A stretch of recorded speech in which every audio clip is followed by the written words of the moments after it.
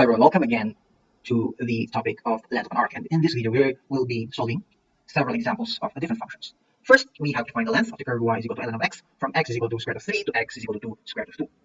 Commonly, we have to graph first the function in order for us to see where are the limits located, but in this form, but in this function given y is equal to ln of x, the graph of a logarithmic function is very straightforward. It's just a simple curve moving something like this.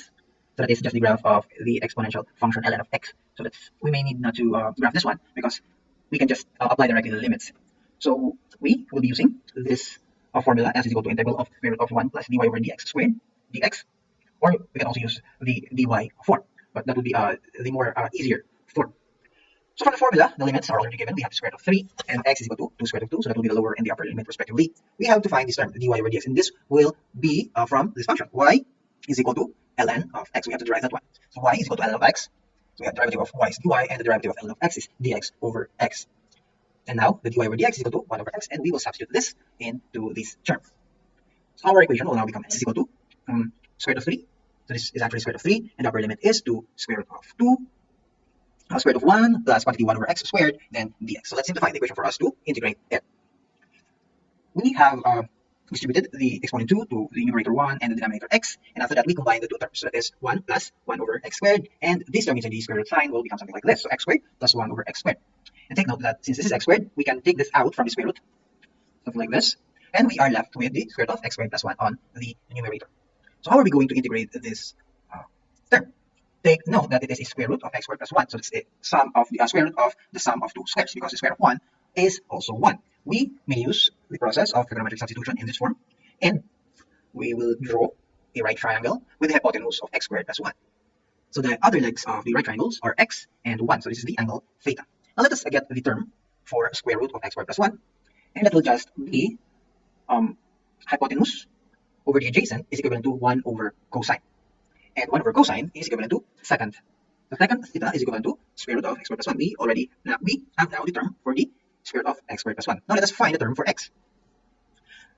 Looking at the right triangle, x is the opposite side of the angle theta, and thus we can just use x over 1. So that is opposite over adjacent, and that is equivalent to tangent theta. So we have now the term that we can substitute for the term x. The only left term on this equation is a dx. So we have to derive this term because this is the much simpler term compared to the second. So dx, or the derivative of x, is dx, and the derivative of tangent is equivalent to secant squared theta, d theta. This is from the formula of integration of trigonometric functions. The next step is to substitute all the terms in terms of theta. So the variable will now become theta instead of x. But since we have changed the variables from x to theta, we also have to change the limits, because the limits is in terms of x based on the given. So how are we going to do that? We will just substitute the values of x into this term, because this is the much simpler term. And after that, we can now get the value of theta. So if x is equal to square root of 3, substitute that here. So arctangent of square root of 3 will give us a theta of arctangent of square root of 3. Now, I didn't use the decimal form of this term because that would be inaccurate. So we will just have to round off the answer on the final stage of the solution. So we'll just leave this value of theta as arctan of square root of 3. And the same goes with the other limit. It is 2 square root of 2, so our theta is arctan 2 square root of 2. Substituting all the values into the equation will give us something like this. So we have secant theta times secant theta squared d theta over tangent theta. So let us simplify the equation for us to integrate it easily, right? I think the first thing to do here is to convert secant theta into one of the identities, which is equivalent to tangent squared theta plus 1. Okay, so this is just a review of the topic of trigonometric identities. Secant theta squared is equivalent to tangent theta squared plus 1. Alright, the next thing to do is to again manipulate and simplify the equation. We will multiply the term secant theta over tangent theta with tangent squared, and it will give us secant theta times tangent theta. Also on the next term, plus 1, this is just secant theta over tangent theta. Alright, so the next thing to do is to decompose, or substitute the term secant with 1 over cosine, and tangent with sine over cosine. So since the tangent is on the denominator, it will become cosine over sine, because we have to take the reciprocal of the denominator when multiplying fractions. So it is 1 over cosine, this is for the secant, and this is for the cotangent. That's the inverse or the reciprocal of the tangent theta. And then cosine will cancel the cosine, and it will give us something like this. So the lower limit is arctan square root of 3, and the upper limit is arctan 2 square root of 2. We have secant theta tangent theta plus cosecant theta. Cosecant is the equivalent to 1 over sine theta. So referring to the trigonometric formula integration of trigonometric functions, secant theta tangent theta is equivalent to secant theta. That's the integration of this term. And cosecant theta is equivalent to negative ln, absolute value of cosecant u plus cotangent u, where actually this u should be equivalent to theta. So this is now the integral of this whole equation. And all we have to do is to apply the limits. So we have to apply first the upper limit and then subtract the function being substituted by the lower limit. So this is it. So second of the upper limit minus ln of cosecant upper limit plus cotangent upper limit, then minus the function with the value of the lower limit. So this upper limit minus the lower limit. So it's the value of our definite integral s. And solving this whole equation will give us 2.653426 minus 1.450694, or 1.202732 units. So that is the length of the curve y is equal to ln of x from square root of 3 to square root of 2. Moving on, let's solve the second example. We have the length of the curve x is equal to a sine t cubed and y is equal to a cosine t cubed. Take note that this is a parametric equation with the parameter t. So we have to use the formula for parametric equations, and to solve this clearly and easily, we have to graph the equation first. So to solve this one, or to graph this, we have to take the values of x and y if given the values of t. And these values of t we'll assume to be from 0 to 360 degrees or to pi. So let us start with 0. So if t is 0, we'll just have to substitute it onto the equations. Our x will become 0 and our y will become a. So that's the process of graphing. We'll have to substitute the value of the angle t here. Moving on, 30 degrees. So a sine 30 degrees cubed is equivalent to 0.125a for x, and for y we have 0.65a. So in this process, I use an increment of 30 degrees, but you can use a more accurate one. You can use 15 or 10 or 5 if you want to. But this will suffice the graphing process. The next one is 60 degrees, and same thing. We'll have to substitute the value of 60 degrees to the value of to the variable t and get the values of x and y. So moving on into the substitution process, these are the values of x and y with the different values of t from 0 to 2 pi. All right, right there. So the next thing to do is to graph this table, and we can start with a x and y axis. So I have drawn a value of the positive a, negative a, and the x-axis, and the positive a and the negative a on the y-axis. Okay, so let's graph this table. So we have 0a, so x is 0, y is a, so we have a point here.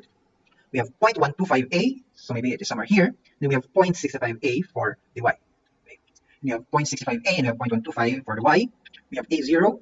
Then again, we have 0.65a here, and then negative 0.125. We have 0.125a and negative 0.65. We have 0, negative a, so this is the 0, negative a point. We have negative 0.125, negative 0.65, it is somewhere here. Negative 0.65, negative 0.125a, this is negative a0. Then for the 300, this is the point. This is 330. So it's something like a diamond graph, but it's not. It's it has somewhat of a curvature. Yeah. So let's just assume that my graph is a perfect one. So it's a diamond-like, but it has a curvature on the graph. It's not a straight line. So after we have graphed the parametric equation, we are now ready to integrate and solve the arc length. So this is the graph of the given equation, and we will be using this to solve the length of an arc. So that's square root of the x over d squared plus dy over d squared times dt. So you have to get the x over dt from this equation. So the x over dt is equivalent to 3a sine squared t, and then the derivative of sine t is equivalent to cosine t. For dy over dt, it's equivalent to 3a cosine squared t, and the derivative of cosine is negative sine t. The next thing to do is to substitute that into the equation. And these are the limits. So if x is 0, our t is equivalent to 0. And if x is equal to a, our t is equivalent to pi over 2. And then substituting that into the formula, we have s is equal to square root of 0 to pi over 2. And take note that I used 0 to a because it's the value of x. And this will only cover one length of this graph. So later on solution, we have to multiply it by 4 for us to get the total length of this curve. So going back to the solution, this is the dx over dt and this is the dy over dt. Next thing is to apply the squared exponent. So we have something like this. And take note that there are common terms on this term inside the square root sign. We have 9a squared, that's common on the 2. We have sine squared t and cosine squared t. So we have to factor that out, or something like this. So we factor this. What's left inside is sine squared t plus cosine squared t, and we all know that this term here is equivalent to 1 because it's one of the basic identity in trigonometry.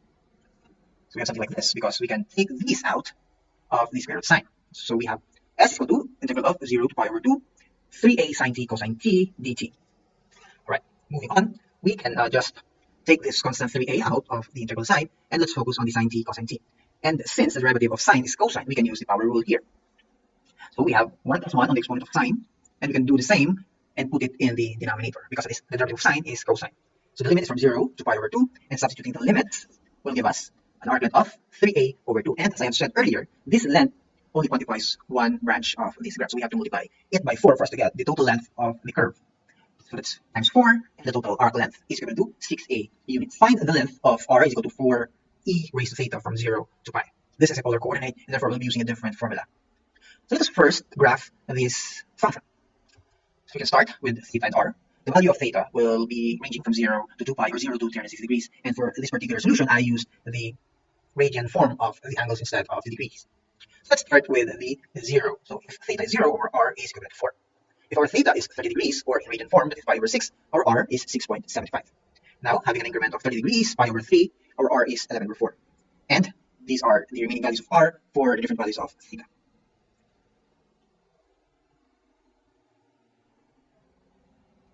So what I did is just substitute the value of theta into the equation r is equal to 4e theta to get the value of the radius r.